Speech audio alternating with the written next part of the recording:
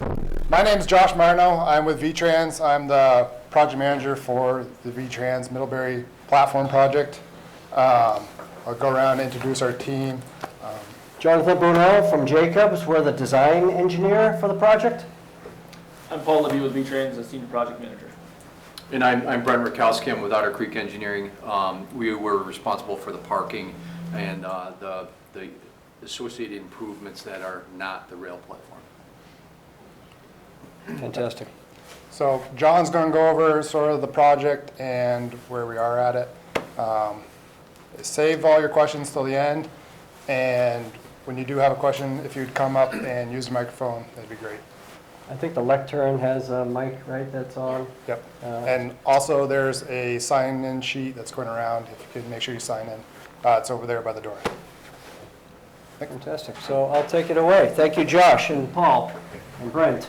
If you don't mind, I'm going to sit down. I'll just project my voice as best as possible, knowing that this is suspect.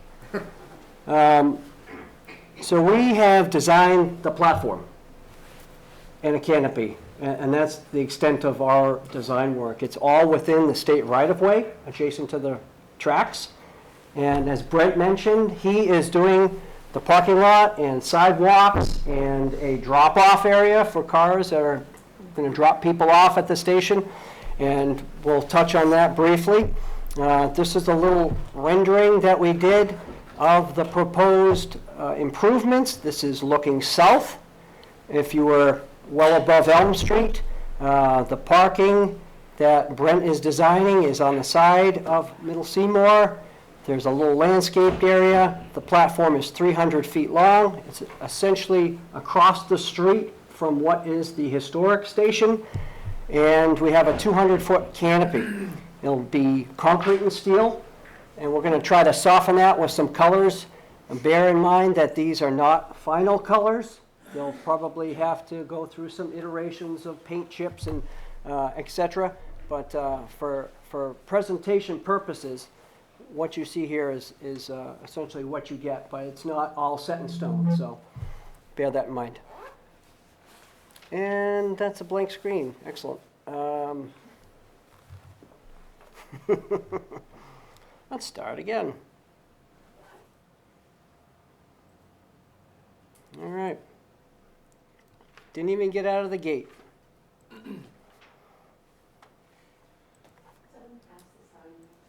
All right, let's start again.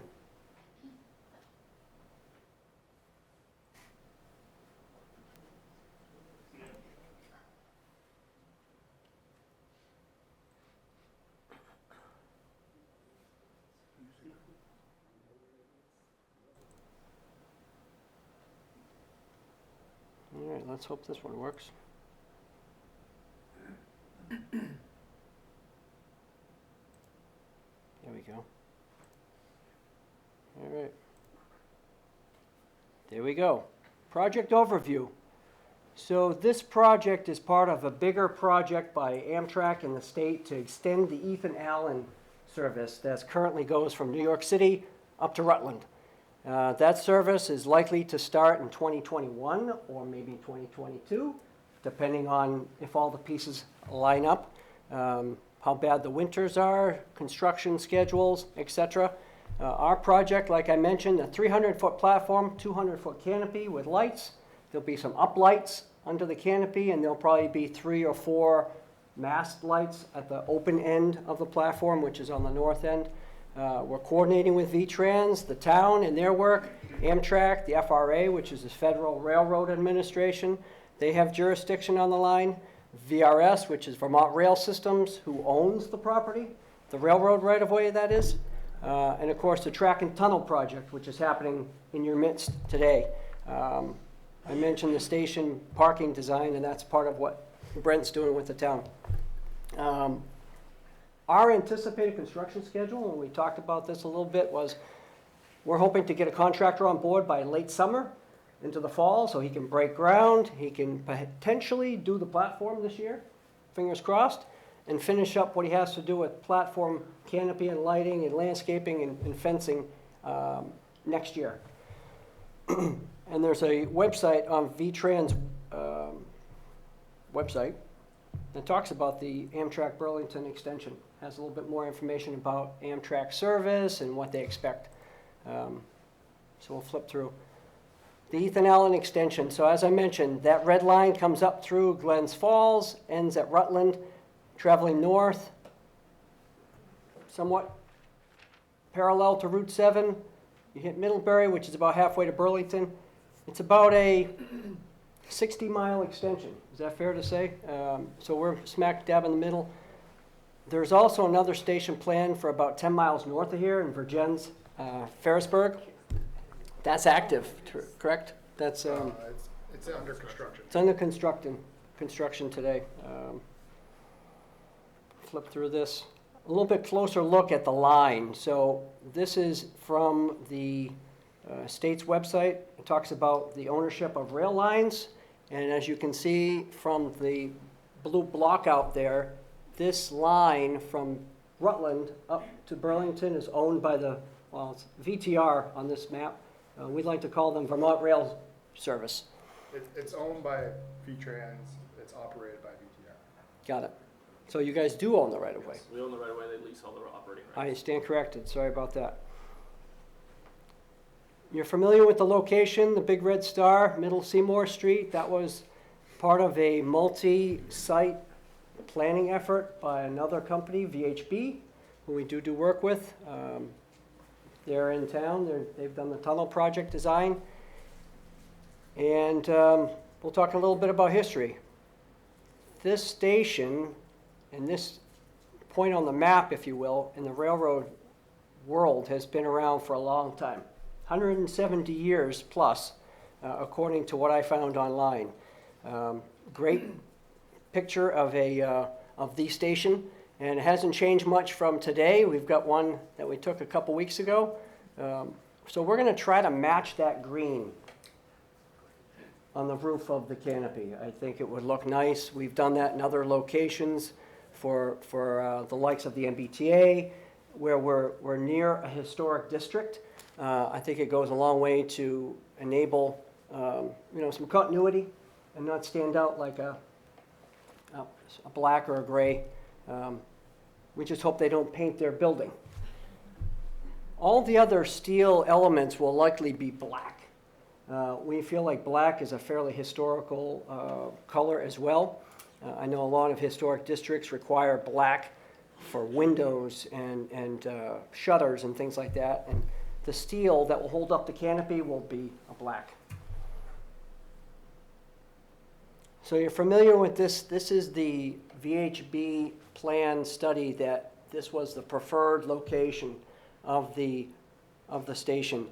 The only real difference that we are designing here is that the station platform, as it's shown, and it's a bit shaded by some trees, but it's going to be shifted north about 100 feet. And that's due mainly because the tunnel project is building big walls that are going to support the earth because the track is being depressed starting at this location and it's starting to go downhill. So in order to put this up out of that slope, we are going to just slide this about 100 feet north. It's actually going to work out well because the center of the platform will likely line up with Brent's walkway that will come in, essentially very similar to the layout that you show here with the parking. So there'll be a couple of accessible spots. This plan does not show what Brent is adding in as like a kiss and ride or a drop-off lane. You can pull in there. Driving that myself today, I realize how much traffic goes in and out of the Marble Works, and that's pretty tight corner. So any improvement there will help. So this is our plan. We have I've colored this up a little bit just to make it pop out, and I'm going to repeat myself again here. 300-foot level concrete platform. I say level or low level. It's only 8 inches above the rail. So unlike places where you might have been in a system that's fully accessible, that means that the platform will typically be 4 feet above the rail so that you can, Board level. a guy like Paul has to otherwise negotiate a lift, whereas or a ramp system. Amtrak employs what they call a manual lift. Some of them are motorized, but it's basically a little unit that someone in Paul's situation can drive right up to, and they crank it up, and with the 2 turns, they're up to the platform threshold or door so they can slide right in. Otherwise, you're walking up the stairs to the train platform. That's really the best we can do with Amtrak, considering the volume that this station will hold. The way Amtrak design standards are, it's predicated on how many people use the station. So I know there's a lot of rail folks in Vermont, and this is going to be a busy station, and hopefully at some point they can put what we call a mini high, which is just a short section of high-level platform with a ramp. So people who have a little trouble getting upstairs can just go up the ramp, and it'll access 1 car of the train at a level that's equal to the threshold of the train. Otherwise, you're down on the ground, taking 2 or 3 steps up. It's 12 feet wide, so there's a lot of space, and the canopy will be about 8 to 10 feet, front to back. I mentioned the parking, the drop-off area. There's a lack of sidewalks today on this. I mistakenly put this note right over that sidewalk, but there's going to be new sidewalk on this side of Middle Seymour. There is sidewalk coming up this side that'll be connected to the station via crosswalk, and I believe that there's plans in the works, and maybe Jen or Brent can touch on anything that's going on around the corner. This was the original front page isometric or rendering that we did. Again, it's a representation of what will be there. We're going to try to make it nice. This isn't New York or Boston. It's, you guys have a lot of history here, and we're going to try to utilize Shepherd's Crook type lighting that's, efficient and LED, but blends in nicely and obviously will last for a long time as well. So this is another view of the station via a rendering with an Amtrak train in the station.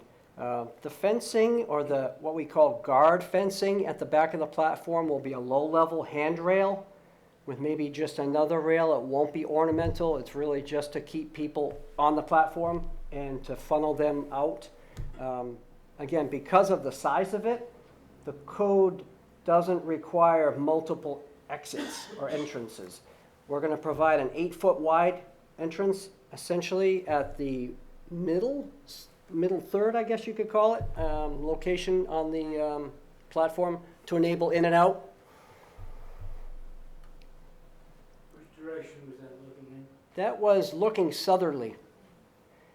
Oh. And again, don't hold me to these fixtures. They'll be a little nicer than that. I know the station in Vergennes has a fairly nice Shepherd's Crook, and it's a dual-headed lamp. We're going to do some photometrics to see how much light we really need. We're cognizant that there are people that live across the street who probably don't want these lights on. We've dealt with that before, so we're going to try to use lights that are not too high, but if the lower you go with a lamp, the more you need. So if you see a parking lot at your supermarket, they're 30 to 40 feet high because they don't want that many, so people don't run into them. Whereas here, we may have to have 3 or 4 in that bare section, that 100-foot that's clear of the platform canopy. So this is a section view. We're slicing the platform and the canopy crosswise, not at the entrance, but this gives you an idea of what you're looking at in terms of if you're on the platform, it'll be about a 15-degree angle. The water will simply run off the back, and it will overhang far enough that hopefully you won't get splashed. There is a big drainage trench with rock on the back, and these posts that will hold up the canopy will be spaced about every 12 feet. We'll have a few benches mixed in there. And then that guard fence I was talking about will be right in the front. It's a big cast-in-place concrete, right on grade. And there's some drainage for the trackway as well. I'm going to go back to that for a second. We're going to try to use some nice granite curbing to kind of delineate that rock trench for the. This is a plan view of the platform canopy only. So on the far left-hand side, in this middle view, would be that bare end or uncovered end of the platform. Whoops, sorry about that. We've centered the entrance and built a little gable into it to enable perhaps some signage on the end of the gable. We just thought it would look nice and kind of blend in with that historic train station. This upper right-hand corner describes that wheelchair lift I was describing earlier. It's essentially a little house that will have a rolling door to enable that device to be stored when needed. You open the door, they'll roll it out, get it next to the train, secure it, and enable folks who not necessarily are in a wheelchair, but someone who may be in a walker. My mom uses a walker, and I know that she'd like to take the train to New York, and they'd use that for this as well. Works pretty slick, but I didn't bring you the video. This lower picture is under the canopy roof, and it just gives you an idea of some spacing of the entrance. We have a couple benches on either side. We didn't want to overdo it with the benches because, as I was saying, volume dictates that typically, and I think normally you'll find people just going there to hang out versus to go and take the train if you put too many benches. So we're just putting as many as we think we can support.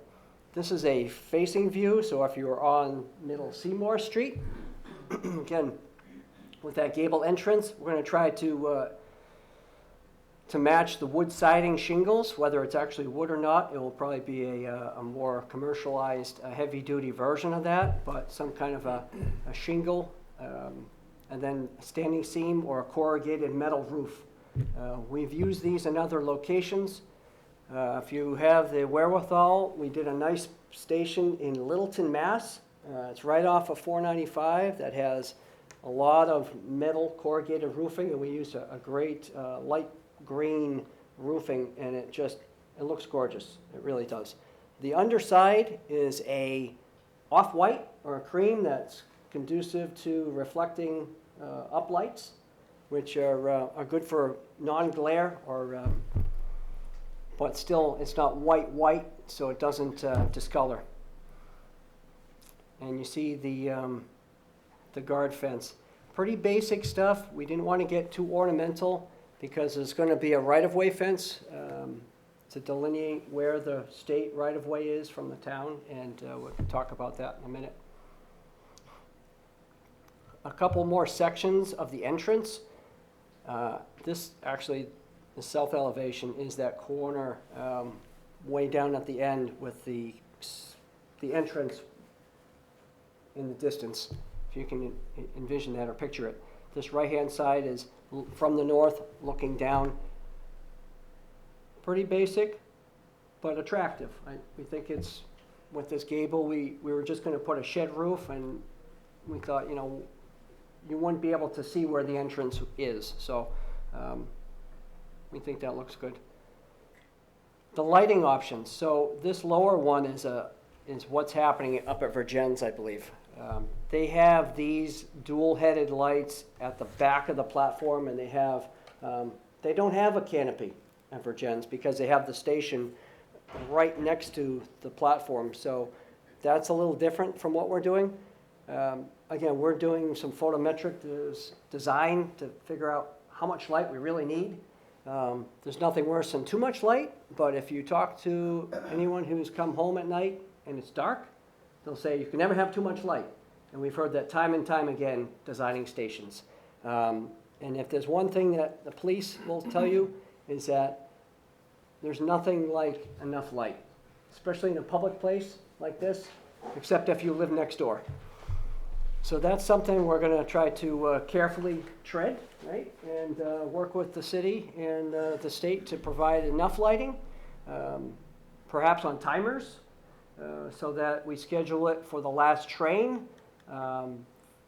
It may be on dimmers. A lot of new commercial enterprise type of lighting will have lights that dim down to 50% or 25%, and when you walk into the room, or in this case, walk out onto the platform, it'll detect you and boom, boom, boom, brighten it up. And that's what I think we're leaning towards, but it's not finalized at this point.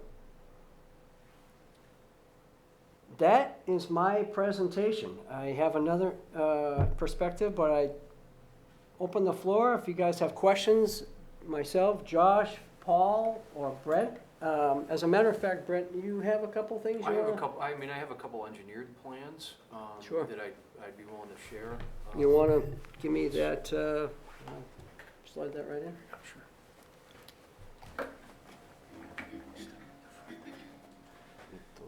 Just push that down. It's just a PDF file. And it's going to be rail platform parking, next one up there. Yeah. So the first, we can look at an existing conditions plan first. Sure. If you want, I can full screen this Yeah, and if you you can could try just do to, what it's you going to need. be a challenge. Here, you can zoom, you just control and zoom in there. Oh, okay, here we go. You know how to drive this. I hope so. All right, so, Slide over. as Jonathan had mentioned, my name is Brent Rakowski. I'm with Otter Creek Engineering. We are the local firm assisting the town with the parking component of the project. So V-Trans and Jacobs Group, they're coordinating the actual platform and the design of that platform. And once you get to the other side of the rail right-of-way, the town property, that's a component of the work that we're assisting the town with. And I guess just to, I believe quite a few of you folks have an idea of where this is. Get your lefty there. Yeah, you're gonna mess me up. Yeah. There you go. You got stuff. So right now, there is an existing fence out there, as some of you folks may know. It's an old, somewhat historic. I want to say somewhat historic fence. Nice. And at least at this point in time, one of the things that we're obviously going to do as part of the construction is that's going to be removed. But I guess backing up a little bit, in terms of sequence, the intention, at least at this point, is that the rail platform would be constructed on the timeline that Jonathan had mentioned. So later this summer, construction season, or late fall, extending into possibly 2021. At that point in time, when that project is nearing completion, the plans in the documents will be advertised for the parking project, so the parking component of this work. And the intent is that once the platform is in place, we can then marry up all the sidewalk, all the other site soft elements to the rail platform itself. Doing it the opposite way leads to other difficulties and challenges, such as equipment driving across fresh concrete and sidewalks. So we're intending to stage this in such a way that the platform is in place, they do the heavy lifting, they get the bigger machinery in there, and disturb that portion of the site. It gets cleaned up a little bit. Then the next phase is really to do the improvements that are associated with parking, access, and getting folks into this property. So as part of that, as I mentioned, we'll be taking out this fence, and there are some other related improvements that are actually currently happening that are being done as part of the rail improvements project, which is some new drainage, which Jonathan had mentioned, that's going along the tracks and actually crosses the tracks. This is the south side of the tracks. If you can see my cursor there, this is really the south extent of the project. The old historic station is right here. So there's a new drain line that's running across the street. probably, well, I want to say a couple months ago, there was a new drainage structure that was I'm gonna shift it here, okay. There was a new drainage structure installed, that will ultimately collect the runoff from the platform and then route that runoff down, Seymour Street. And that would then come down to here, where as part of the rail improvements, they're actually doing some modifications on Middle Seymour. So as part of the scope of work that's happening for the rail tunnel, they're actually doing some minor upgrades, or some upgrades to the storm drainage collection system along Middle Seymour. And as part of that, we have coordinated, the town in Otter Creek has coordinated with VHB and the other folks responsible for the rail line work, some siting of a new catch basin that will hopefully accommodate runoff from the expanded parking area. The existing walkway underneath, so right here, if you can see, it says 42. That's actually the location of the overpass. So the rail overpass is here. You see my cursor here. And then there's an existing sidewalk that goes underneath the underpass, comes across, and just about here, there's a crosswalk that allows folks to cross across Middle Seymour, and then along what would be what is the west side of the road. It's an existing concrete sidewalk. Some existing utility poles through there, and some trees. And the intent is that, at least in the area around where the rail platform is going, much of those trees have been removed, so you can see a little, our little symbol graphic for a tree stump that's there. And then there are actually some existing trees that have not been cut. Those will be removed as part of the project. And then I'm gonna. Do you know why those were not cut? They were on the other side of the rail right away. I see. Okay. They were. Yeah, it's on. Right. It's on town. There's some information in there. There you go. I'm Jim Gage, the community liaison for the Rail Bridge project. Those were saved at the request of the Middlebury tree warden. Okay. And so when they went in and culled out all the kind of junk brush in there this spring, the tree warden asked that those trees that were marked be saved. Okay. We'll do our best. There you go. Well, that's actually very good information, because I'm going to try and switch to the other plan here. Are they going to be saved? They were asked. They were asked to be saved. Then we'll. Just told us they're going to be cut down. Currently, the intent was that they were going to be cut down, but we're still actually at this stage. We're still in a coordination stage. We're still very early in our design process, so I think that's just a point I didn't make. We're very early in our design process. Mm-hmm. What we are intending to do with this meeting, where it's somewhat more of a presentation on where the rail folks are at with their stage of project. Ours was the intent is that it's more of an information gathering session. So, we had been looking to reach out with Chris to confirm trees and future plantings out there, just to really gauge the level of, the gauge of screening of lights, that type of thing, and wayfinding and signage and other, I call them soft elements. They're not necessarily associated with access to and from the site. But can you get me to the proposed plan? Sure. There you go. Oops. Guess we need to open it first. You had it. There we go. Here we go. Keep hitting the wrong one. Sorry. You gotta go the other way. That's what you get for being lefty. Full screen. There we go. You just have to control And I can zoom into that. There you go. Whoa, other way. Here we go. All right, so Here, what we're looking at is actually the proposed condition plans, which would show, in the lighter gray shade is actually the expanded asphalt that's in the area. Along Middle Seymour Street here is actually the edge of the existing roadway. So heading south of there. And then the proposal is actually to widen this, the curve, the south curve of Middle Seymour, with the intent of actually allowing for some additional space for vehicles to pass and move.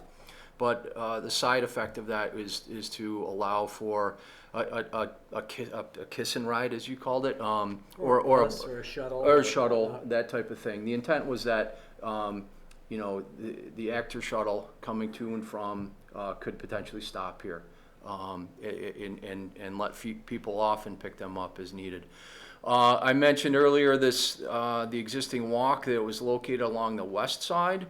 So as part of that, what we're doing is actually extending that walk a bit to the south, and then installing an accessible and marked crosswalk that goes across the other side of the street, which would be curbed. So it protects pedestrians that are walking on a new sidewalk that's shown here, along the bus drop-off, a little bit more of a concrete area here, and then walking in to where the eave or the opening in the rail platform canopy would be. And from there, you know, so for you know, an accessible route, there will be 2 accessible parking spaces, an access aisle to get into and out of vehicles, and then a curbed ramp here, small bit of sidewalk here, and then the next thing you're right on the rail platform itself. Along here, what we did is made a little bit of a bump out here, somewhat purposely, to account for some grade transition, but also there's an existing utility pole there. So there's a lot of expense, a lot of in relocating that, and in fact there's quite a bit of electrical power running on those lines. So those coincidentally lined up pretty well with where we wanted the parking to be, and you know, just extended an additional 13 spaces of parking along to the north. Abutting that parking is a concrete curb, again, to protect the pedestrians. That curb really offers as a, you know, a salvage point, if you will, to protect the pedestrians that would be walking along a new sidewalk that is on the eastern side of Middle Seymour Street. And then I pointed out the existing crosswalk that is down here. As part of this work, we will be looking to make some improvements to that crosswalk, just in terms of slope, or at least the accessible ramp that is at the crossing.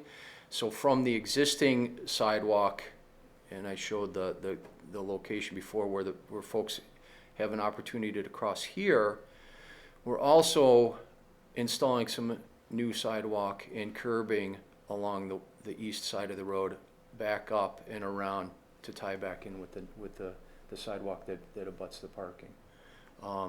This portion of sidewalk is not accessible.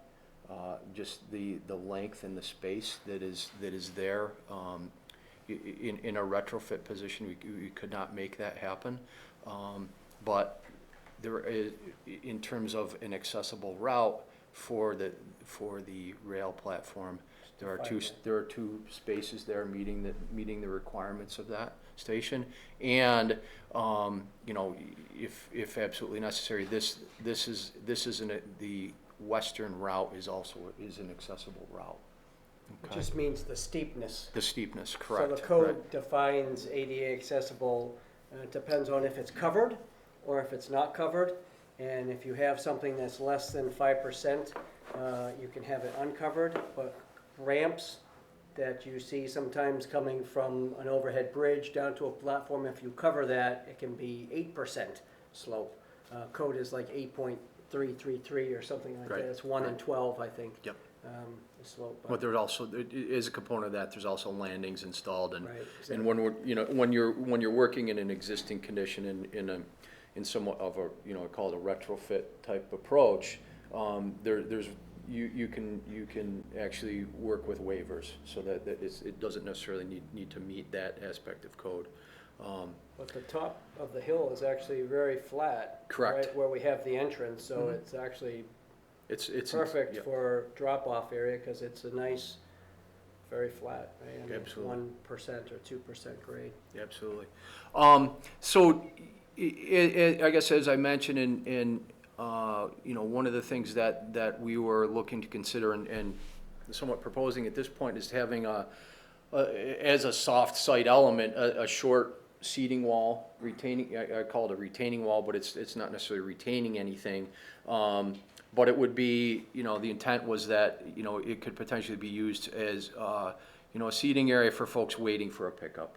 And not being underneath the canopy, but just having an opportunity to walk out here along the sidewalk and then sit. And I know it's very difficult to see. It's an engineered plan. They're generally not very pretty.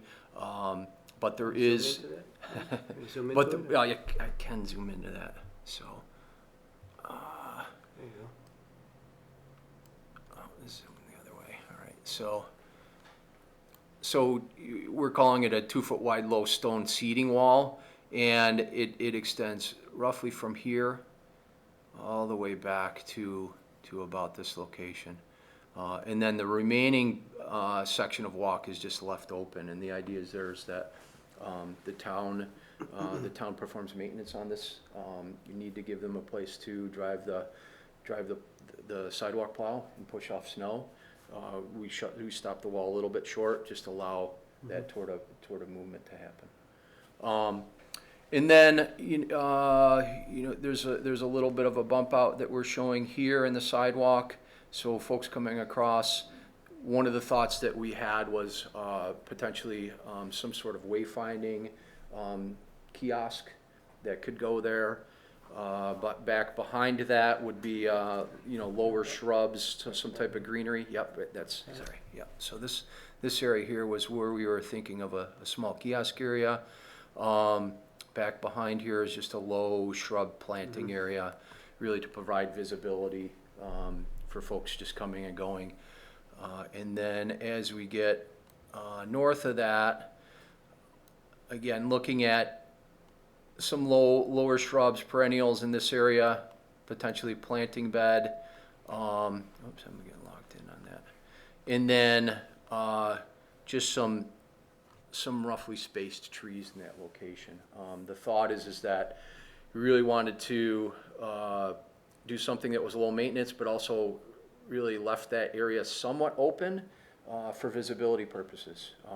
You know, people there at night, you know, just want to make sure that's depending on the platform and the lights that are in place, if it's motion sensors or that type of thing, that you know, if you're not supposed to be there at night, the motion light kicks on, you can see over there without having to be blocked by any sort of trees and vegetation. So the thought was that it'd be somewhat higher trees on the north side where there is no canopy, and then along the south side somewhat lower trees, but just spaced so that there's still that line of sight and visibility in that area. And then the other item that we're somewhat coordinating, or at least at this point trying to consider, is the old fence that we had talked about, and how that may come into play, and what sort of opportunities there are for potentially reusing that to really delineate the rail right of way, which is this line here. So, as I mentioned, there is some work that is shown on that rail right-of-way side on the V-Trans property as part of the town's work. Those are ongoing discussions that we're working with V-Trans and Jacobs Group on to really coordinate those. And you know, again, at this point, we're really just looking for, I guess, from the parking portion of the project, looking for potential input, feedback in terms of what those soft elements might be. And I think that's all I have, and welcome any questions or feedback on that. Yes, sir. Can we go to the mic? Yes, please. Absolutely. Okay. Yeah. Good job. Thank you. Zoom out here if we Sorry can. about the lefty thing. No, I that's think fine. As someone who's waited at 128 University Park Rail Station Been there. for people coming in from New York, winter weather without a station is a challenge. I would like to see some clear plexiglass to protect from the wind. You can put a barrier that's a little bit below that. You can a little bit open so you can get drainage and things like that.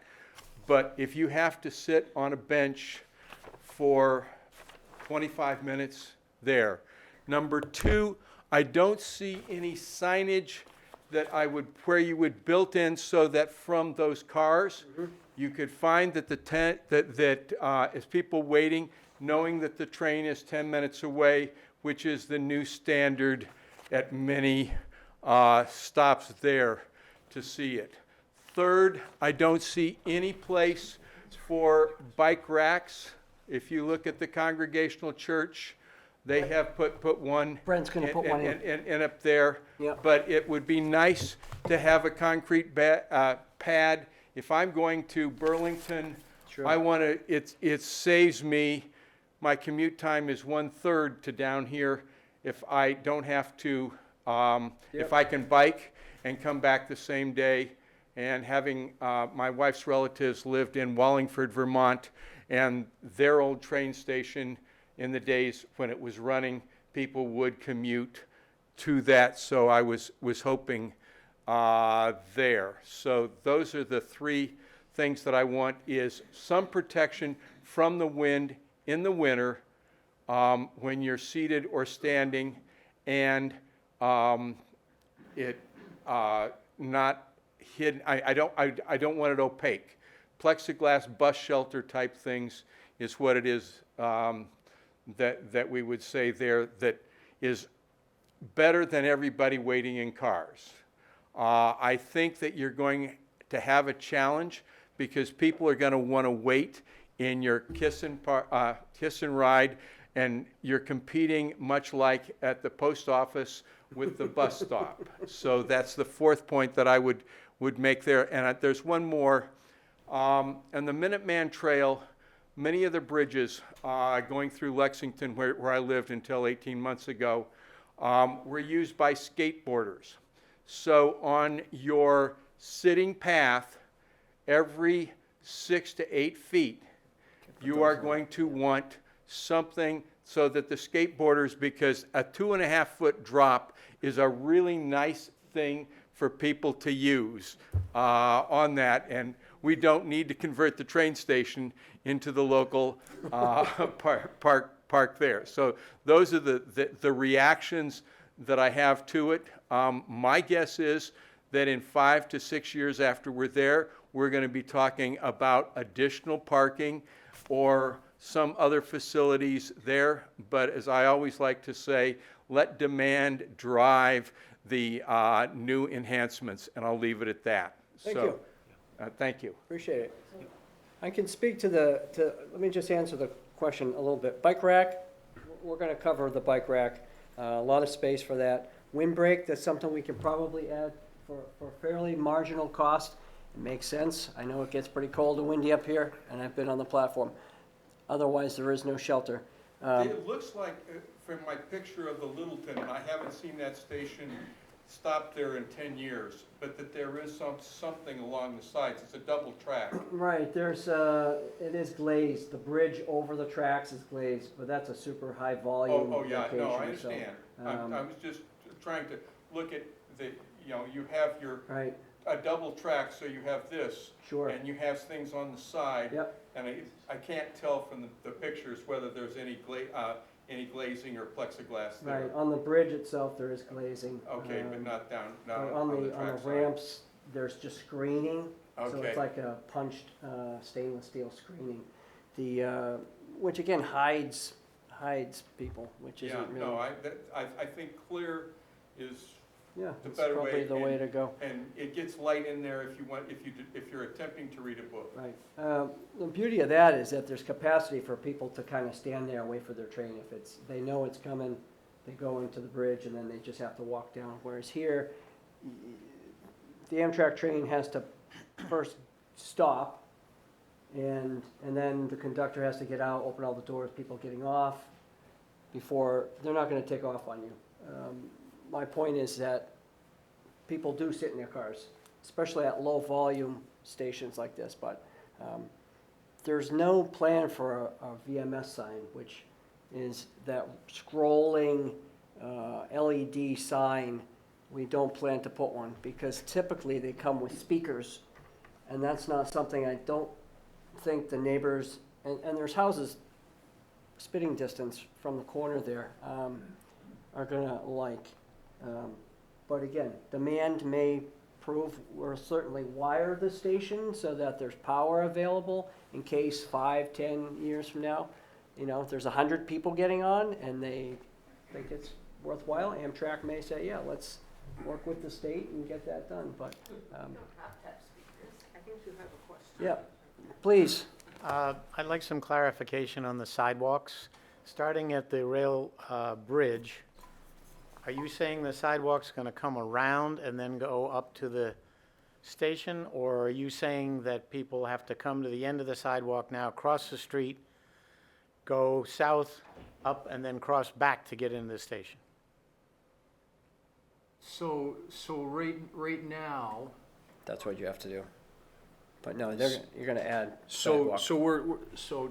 I'm not entirely sure I understand the question. So the access point into the, No, go back to the bridge. okay, yep. Come back there. Now, follow the... He's the adding walk- sidewalks, So this is, Sidewalk this to will all there. be all new sidewalk? That's So all you- new sidewalk. Yep, so you can all the walk way up. all the way up Okay, into, good. into the platform. So people on the other side of the railroad track can come that There you go, way. yep. Yep. Now, what happens at this end for all the people who are in the Marble Works So, complex? so right now, one of the challenges is that, the width of, if you can imagine, there's a width of the available space for the town-owned right-of-way. And, one of the things that's being explored and discussed is trying to get some additional access or easements, across some private properties, to allow for a continuation of that walk to the Marble Works. I'm sorry? Speak up. Sorry, so the thought is that the existing right-of-way, or the width between that the town owns, between private properties, is such that it's a historic area, so that the width between, the width that is available to build a road and a sidewalk in isn't necessarily wide enough to accommodate all of those elements. And additional private properties, easements across additional private properties would be needed. So it's one thing that's being explored, Well, I and think trying to you- offer the I connection think between you it. need to add to that sidewalk should go all the way around and all the way into the Marble Works, up to the town's line. Because my second point is, the cars move very quickly around through that S-turn. You're talking about parking straight in. What happens when somebody gets in their car and now they want to leave, and there's a stream of cars going back and forth? Are they supposed to back out into the traffic? That's how it's arranged currently. It would Yep. seem to me that it would be much better to have that parallel to the street rather than backing into it. Of course, that cuts down the number of spaces, Absolutely. but we're gonna potentially have some accidents there when somebody backs out and somebody comes around that corner. And so I strongly suggest that you look at the whole parking space. I'm sure you've got your measurements accurate, but it looks pretty small to me in terms of parking to have head-on. And it was an issue that was also occurred in the Marble Works when they were building the condominium in which I live. Originally, it was supposed to be head-on as well. And it was decided that, for various reasons, that it should be parallel parking, not head-on. Right. And I think part of it is we don't have a sidewalk down that end either, so. Right. My 2 points. Thank you.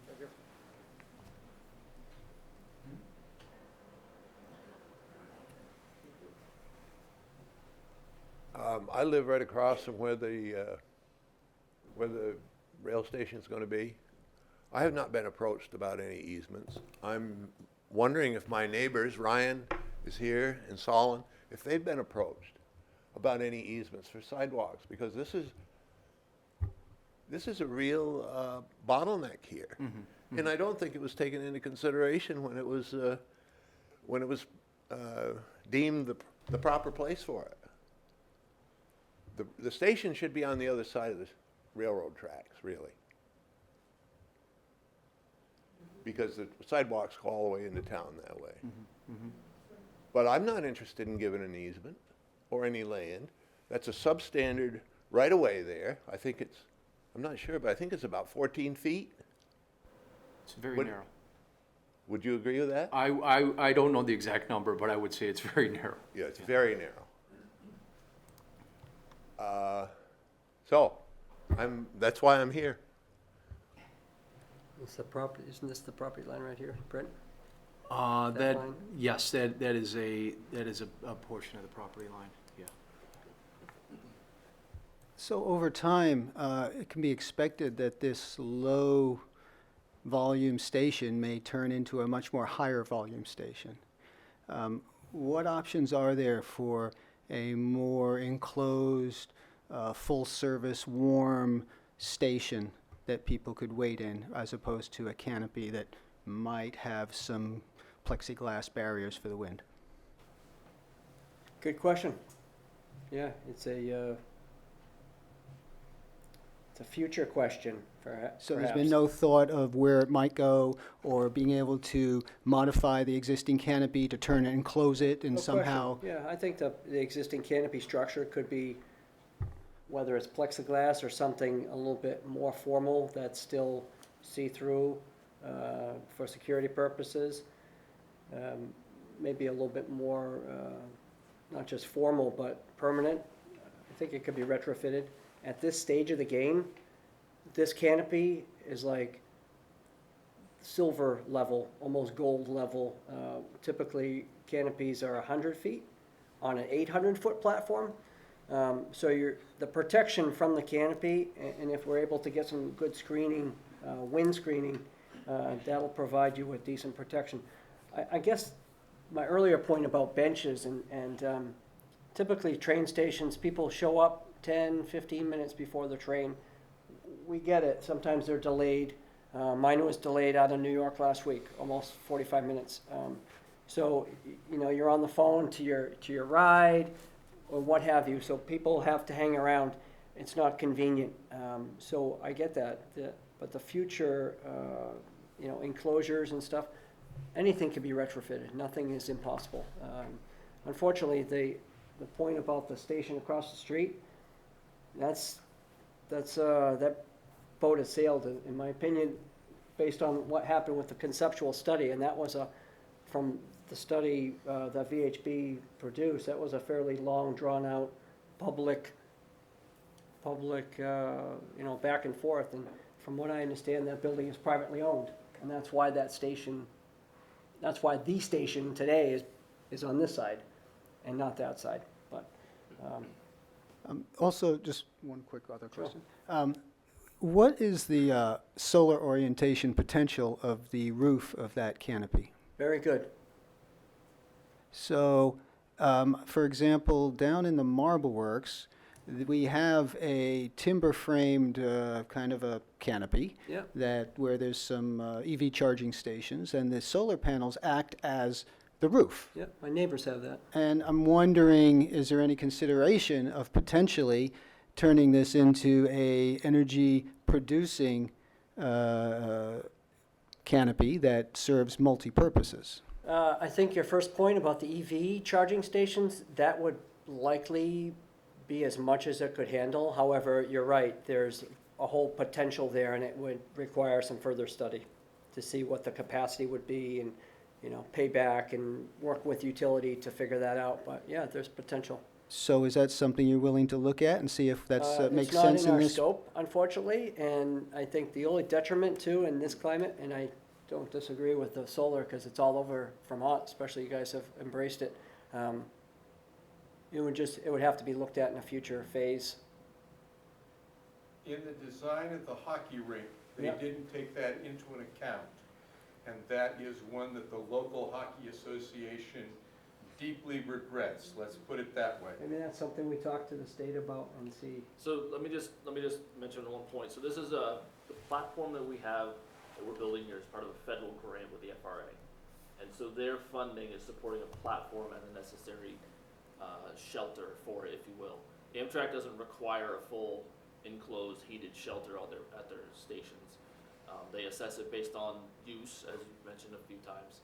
But our grant right now doesn't support further than a platform and a structure to cover it. If the town wanted to, I'm not saying they would, but if they wanted to, is there a potential to partner and make this a energy producing project as well? Is that possible, or is it because it's federal, it's just not in the cards? We won't say no to any conversation. Uh-huh. Okay. Just to your point, the energy consumption that this station will require will be very, very low. All LED lighting, and I don't know if there's only a couple lights for your work, Brent, but again, the LED consumption level is so low. And that lift I was talking about for wheelchairs or walkers or people with disabilities, that's all manual. So there's no other electricity besides the lights.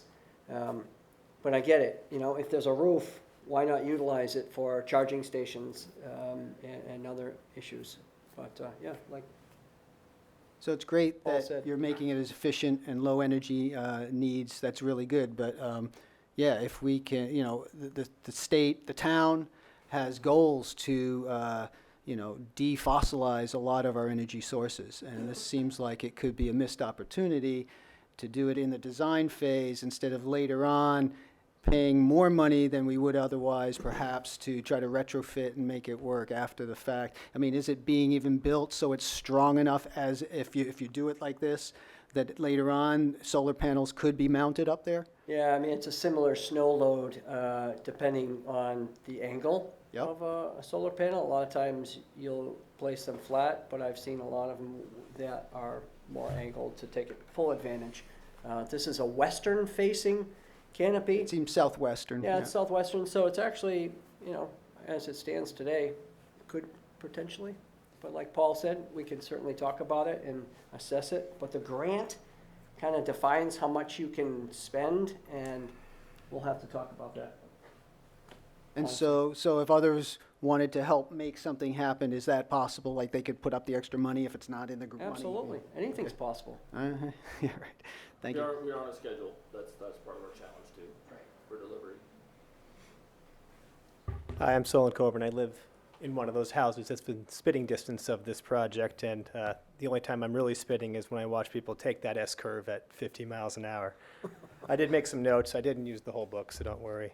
The oak trees that are there, that we don't make those anymore.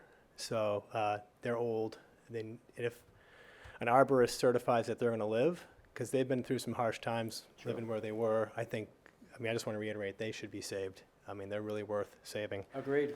The lights you're talking about, I know Jonathan Kemp has had talks with you about the purpose of the lights. You light a light to see what it illuminates. You don't want to look at the light. Right. He's an astronomer at the college. He's got some strong points. I strongly encourage you to speak with him because, I'm going to live in that neighborhood, and light pollution does affect a lot of people. My major concern, though, is, as other people have voiced, how the human element's going to move through that space. It is tight. People drive it like a NASCAR test track. People backing out, people coming out of that drop-off lane are all going to be at risk. Where do they go when they're at the station? Natural inclination is going to come into the Marble Works. They're going to cut across that path that runs in front of my house and in front of Ryan's property. I don't mind that currently because they just keep moving, and that's kind of a nice thing. It keeps them safe. But if we're bringing in more and more people, we're just going to make a mud track through that, and it's going to be kind of an inconvenience to us having the the pedestrian highway. Again, right now I don't mind people. That's the safest route for them to go. I mean, I cringe when I see people out front on the road, even now, because of just the danger there. I would really consider how are we going to move people, not just cars, through that. I think that was about it. You answered my questions about who's going to be actually clean up and do the snow removal on that. And yeah, thanks. Thank you. Can I ask a question? Sorry.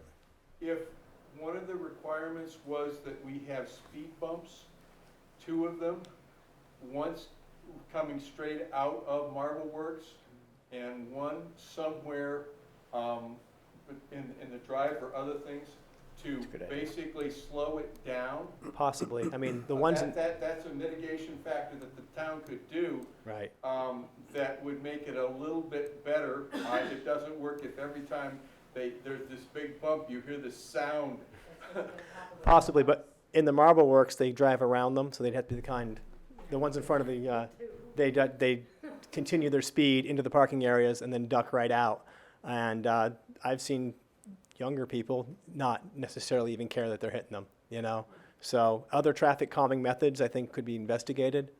There are smarter ways, or not to say that's a bad idea, but there are cleverer ways to. That's why I asked you the question. Yeah. You're locally, you've seen more stuff. Yeah. I just They consider do that. dips now in the road versus the bumps. We used to have one in front of my house due to a water main break, and it was exciting when people didn't know it was there. Yeah. Thank you. Thank you. In the last 10 years, I would say that the traffic in this neighborhood has trebled. And for a lot of us, it's very dangerous. 2 years ago, I was walking down the street, and a 95-year-old woman threw herself in front of a car that was going to hit me. It's really dangerous. So with that background, I would like to ask you, how many parking spaces are going to be available? And are they going to be just drop-off, or just an hour, or just 3 hours, or overnight? So at this stage, we're providing actually 16 parking spaces, and one bus drop-off pedestrian or passenger drop-off area. And we currently did not have any limitations on how long that is. We did not have any limitations on how long the parking spaces would be available. I just didn't, I guess an initial thought of that would be somewhat based on ridership, and the thought being that, folks would potentially take this train to Rutland or to the city, New York City, and trying to build off of that, and more based on a ridership level, so that folks would have an opportunity to maybe go to Burlington for the day, and park and then come back. But at this stage, there's no set timeline. But what if you wanted to leave your car there to go to New York overnight? Again, that's something that we were trying to coordinate with the ridership. Really, it's something that's an unknown. We are hoping that the traffic in our area will diminish in the future. I can't see how we can avail anymore. And I just think it's something that we really need to take seriously. Thank you. Thank you. I'm Ryan Nevius, and my family owns the red house that is just lopped off right there at the end of the drop-off zone, the KISS, yes, right there. Yep. I'd like to I strongly would appreciate an opportunity to review the lighting. Dimming the light is going to be great. Downward lights, also any kind of plantings that would be evergreen, that would be able to shield the light from that house would be greatly appreciated. I am very concerned about the fact that the town, or no one has thought through how long the parking space is. Like, are we having overnight? Are we having 2 designated overnight or 3, whatever? I think this is a major impact for this community of whether or not these cars are going to be there or not be allowed to be there. It's going to be an impact for the Marble Works, because if folks may park in the Marble Works and leave their car overnight. This is the kind of soft stuff. You said, well, we haven't gotten to the soft stuff yet. This is the kind of things that I believe that we're all very interested in. The lighting, the plantings. I didn't hear any mention about permeable pavement, any kind of rain garden, any type of catching all of that new macadam runoff. None of this. These are all things that I'm very concerned about. The platform itself has a big trench drain that will provide infiltration. The water table, however, we did some borings for the platform work, and the water table is actually quite high. And it's, Yes, I know. You can see right on the end of my property that is wet almost all the time. So And this it's is going to be clayey a as great well. deal more drainage. But we do have a long infiltration basin on the backside of the platform that provides groundwater recharge. So we're not just sending that into the stormwater, and likely the intent with Brent's work will try to address that. Well, what about all that from the parking spaces? I can see, That's going to the collection system, the town's collection system. right, the town's collection system that right now dumps it right on the end of our property. It's a huge It's actually- swamp. It's actually heading in a different direction. Well, I've been approached by the town to talk about a new drainage system that starts there and comes down. So I don't know that that's true. We're also involved in that drainage system work, and the intent is that it's collecting that water that is ponding in your yard and directing that to the north. So it's not dumping it out to your property, it's actually collecting it and removing it. So it would not be going towards the river through It's not Gary's go- property. It is not going, no, it is not going in that direction. Well, anyway, I would appreciate having some detailed information about that.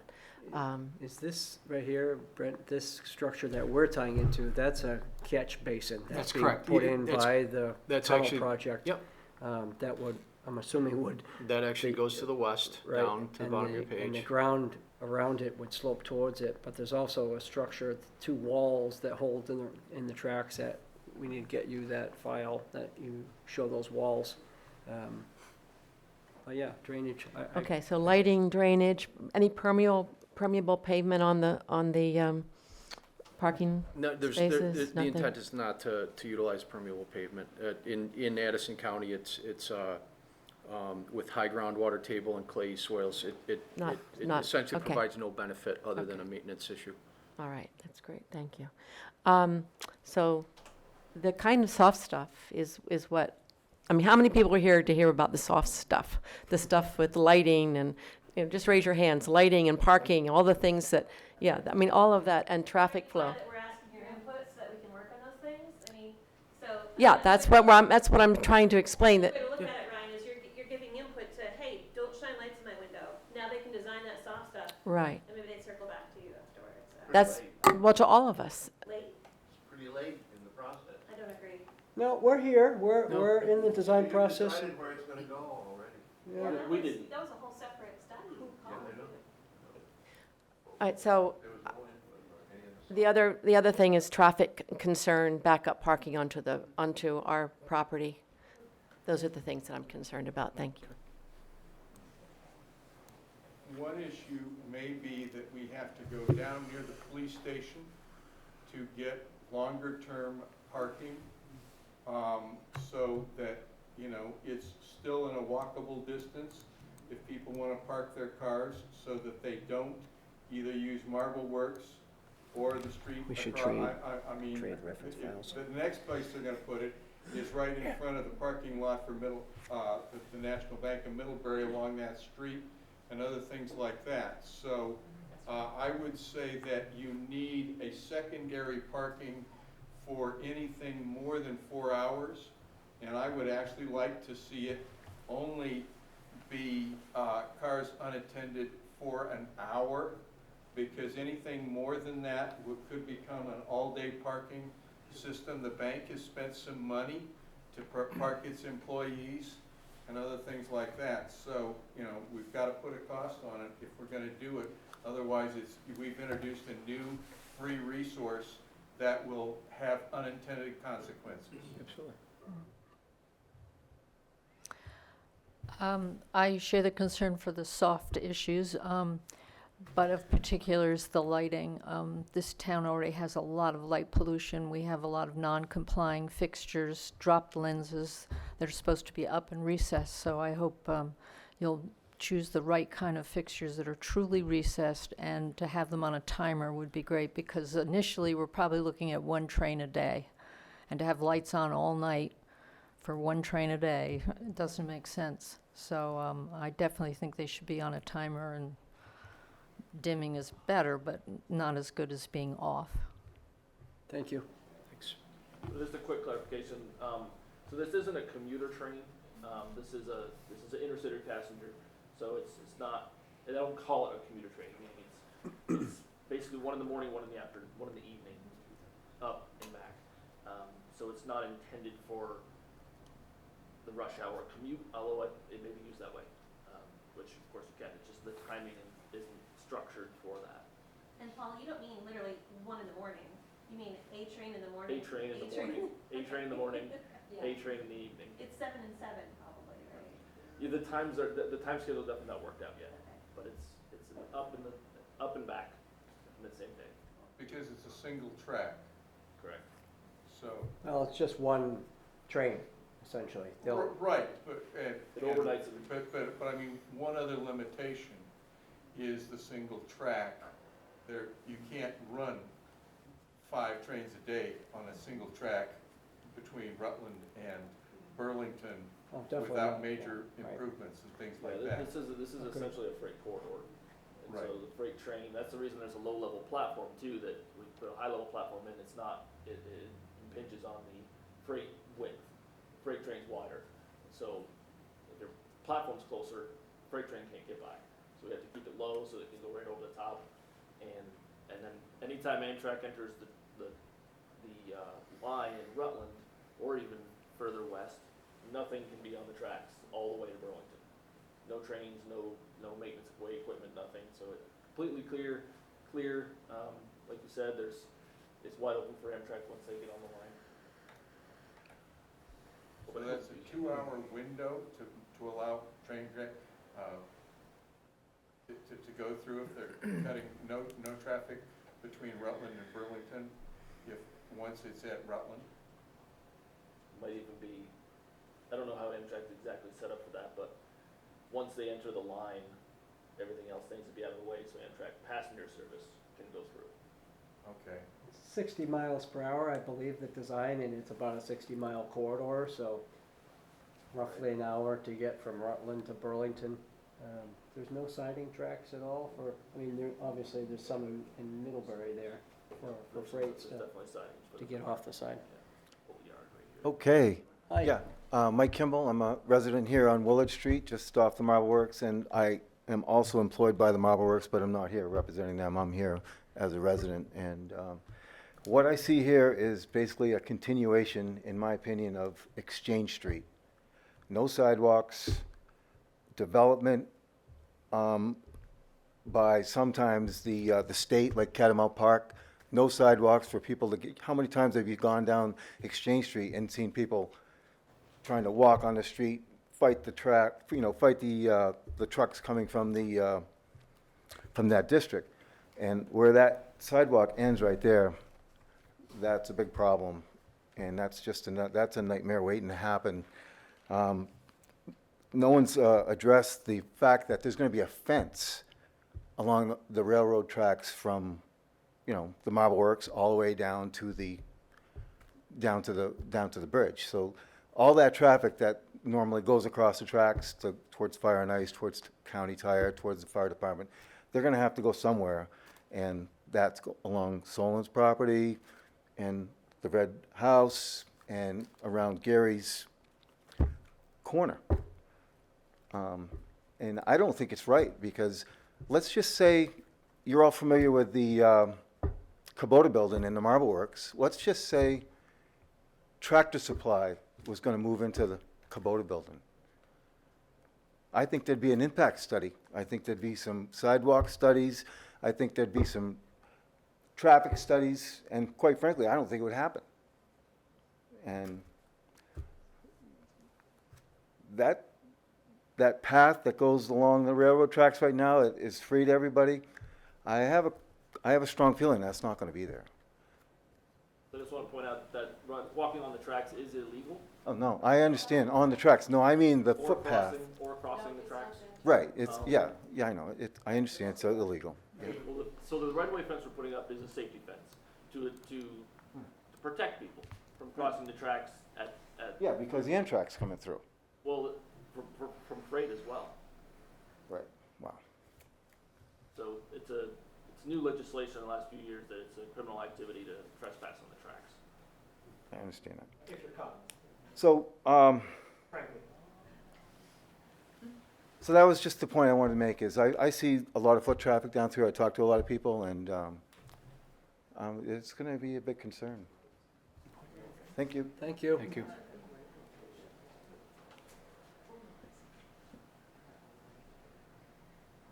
Anybody else?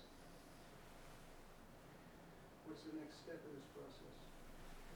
So we're at the preliminary level, which is kind of, call it kind of halfway there as far as design goes. So this effort of engaging input was definitely part of the process. There's 2 more phases of design to do. There's what we call a final design, and then there's a kind of a construction contract design. So there's a couple more iterations of development that we'll go through, and we'll put together some formal responses on these questions and kind of give the reality of what we might be able to accommodate and what we may not. But timing-wise, we do need to be within construction for our federal partner to be able to pay for it.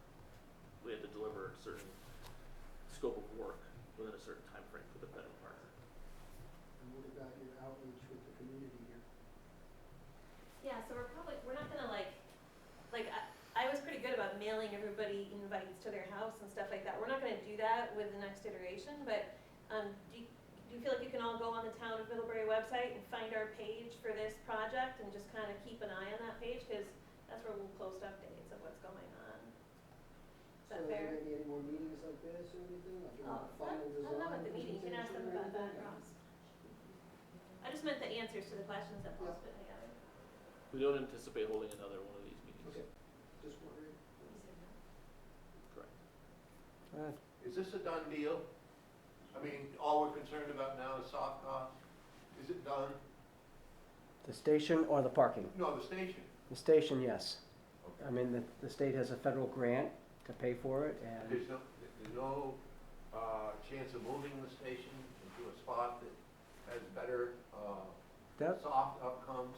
the study that VHB did, and I understand it took a good year, and that had a lot of public involvement, and we weren't involved with that, but we've read the study.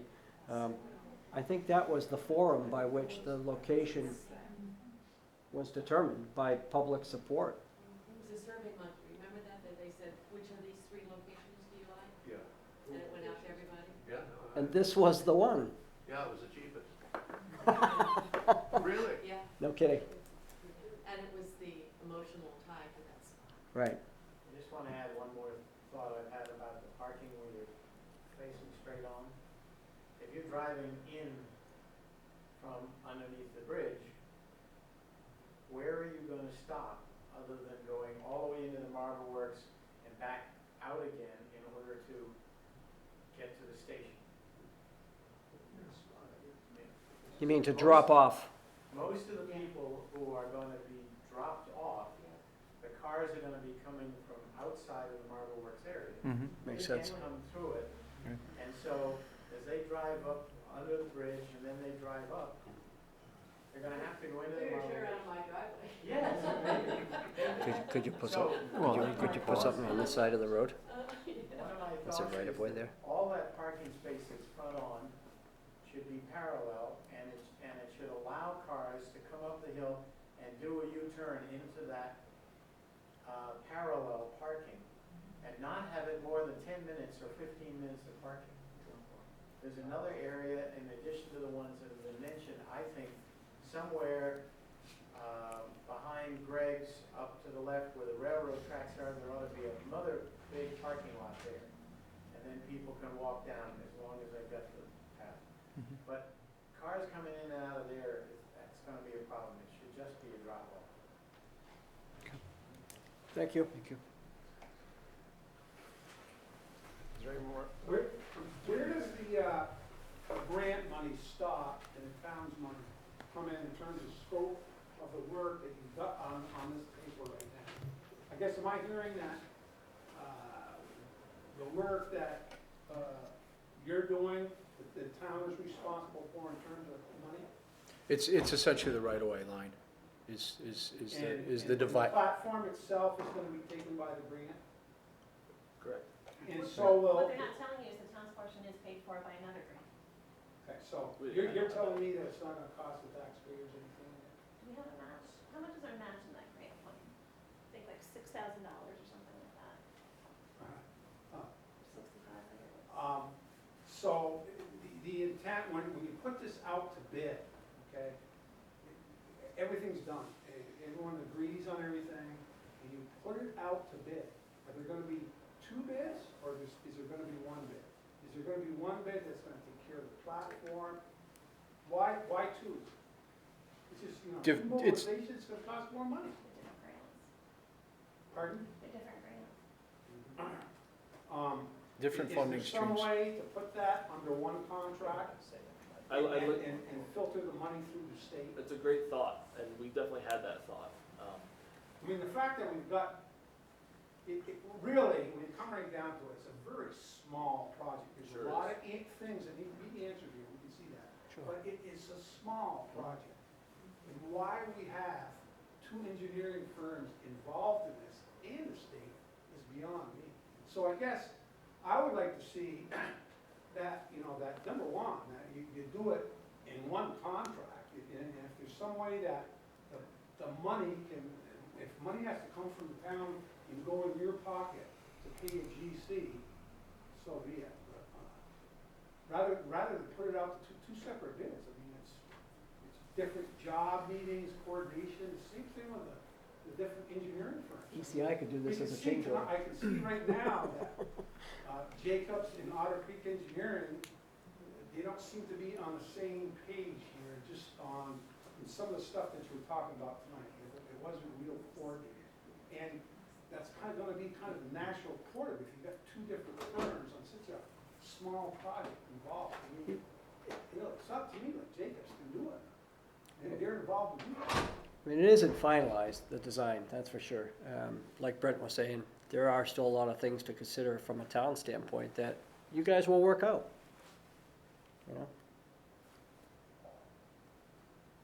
But yeah, the conversation, Point taken, thank you. we'll definitely talk about it, thank you. Who else, anybody? What is the width of those perpendicular parking spaces? 9 feet wide. 19 foot, 9 feet wide, oh, 9 feet wide, yes. okay. This is town standard. What's the length? They are either, I want to say, Do you have a detail? it's a measurement up there, if you scroll that way a little bit. The depth of them is 20 feet. 9 by 20. It's minimal. My pickup truck. It's a town it's 8 by 20. it's a town zoning standard, That's and it's big. also the standard that other development in town adhere by. And it's actually somewhat generous. It is. It It is is a little big. big. But that's good. There's a lot of pickup trucks in town. Absolutely. Any other plans to show, or you're all No, right? that was just the existing and a proposed Got it. condition plan. Did everybody get a chance to sign in? Okay. Just roll back here. John, did you sign? You signed it? I didn't know.